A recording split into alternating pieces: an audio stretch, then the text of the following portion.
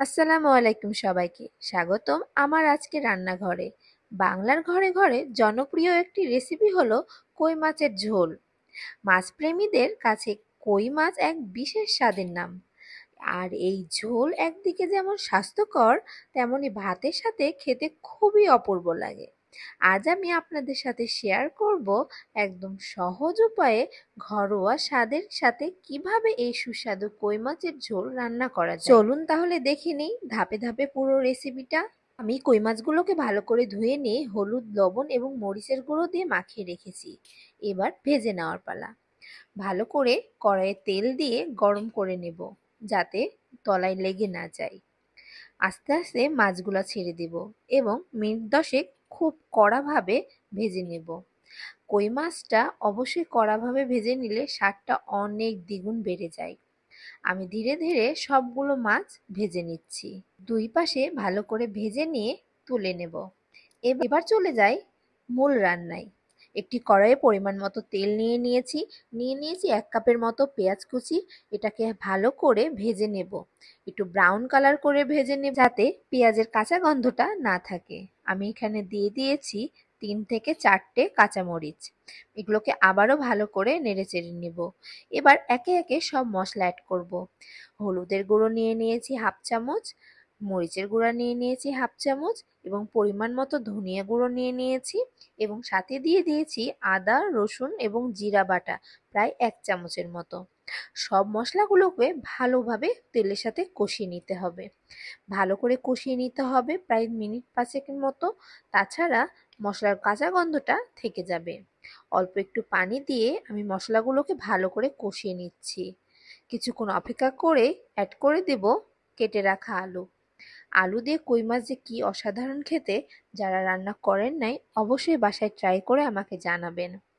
এরপর আমি আলুগুলোকে দিয়ে ভালো করে নেড়েচেড়ে সিদ্ধ হওয়ার জন্য কিছুক্ষণ অপেক্ষা করব।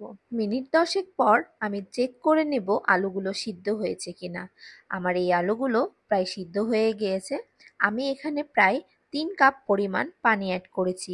যেহেতু একটু ঝোল রাখবো, সেক্ষেত্রে একটু পানির পরিমাণ বেশি দিয়েছি। পানির বলকটা উঠে আসলে আমরা অ্যাড করে দিব ভেজে রাখা সেই কই মাছগুলো। সব কই মাছগুলোকে অ্যাড করে দিলাম। এবার অ্যাড করে দিব কেটে রাখা টমেটো। টমেটো অ্যাড করার কিছুক্ষণের মধ্যেই অ্যাড করে দেব ধনেপাতা কুচি। ধনেপাতা কুচিটা নামানোর কিছুক্ষণ আগে দিলে ধনেপাতার যে ঘ্রাণটা, এটা অনেকটাই থেকে যায়। এবং যারা ধনেপাতাটা পছন্দ করেন তারা অবশ্যই জানেন ধনেপাতার ঘ্রাণটা কতটাই অপূর্ব। আমি ধনেপাতাটা দিয়ে দিয়েছি এবং 2 থেকে 3 মিনিট বলক আসলেই আমাদের রান্নাটা কমপ্লিট হয়ে যাবে। ঝোলের পরিমাণ যে যেমন খেতে পছন্দ করেন ঠিক তেমনভাবেই নামিয়ে নেবেন, তাহলেই আমাদের রান্নাটা শেষ হয়ে যাবে। দেখলেন তো কতটা ইজি এবং কতটা সহজভাবে আমি এই রান্নাটা করে ফেললাম। খুব অল্প সময়ে এবং অল্প পরিমাণ দিয়ে তৈরি করা যাবে এই রান্নাটি। এইভাবেই তৈরি হলো আমাদের আজকে সুস্বাদু রেসিপি, আলু দিয়ে কই মাছের ঝোল। একেবারে ঘরোয়া স্বাদ, সহজ রান্না আর পুষ্টিগুণে ভরপুর এই পদটি ভাতের সাথে খেতে যেমন দারুণ লাগে, তেমনি পরিবারের সবার মন জয় করার মতো এক বিশেষ আয়োজন।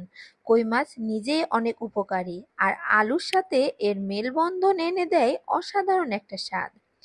ঝোলের মশলার ঘ্রাণ, মাছের কোমল স্বাদ আর আলুর মিষ্টি ভাব একসাথে মিলে এই রেসিপিটিকে করে তোলে ভাতের সেরা সঙ্গী।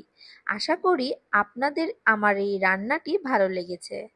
যদি ভালো লেগে থাকে তবে অবশ্যই ভিডিওটি লাইক, কমেন্ট আর শেয়ার করবেন। আপনাদের মতামত আমাদের জন্য অনেক গুরুত্বপূর্ণ। আর যারা এখনই চ্যানেলটি সাবস্ক্রাইব করেন নাই, তারা অবশ্যই সাবস্ক্রাইব করে পাশে থাকুন, কারণ সামনে আরও অনেক রকমের দেশি ঘরোয়া রান্নার রেসিপি আমি আপনাদের সাথে শেয়ার করব ইনশাল্লাহ। সবাই সুস্থ থাকুন, ভালো থাকুন আর পরিবারের সঙ্গে সুস্বাদু খাবারের আনন্দ ভাগাভাগি করে নিন। আবারও নতুন একটি রেসিপি নিয়ে হাজির হব। ততক্ষণ পর্যন্ত সবাইকে অনেক অনেক শুভেচ্ছা। আল্লাহ হাফেজ।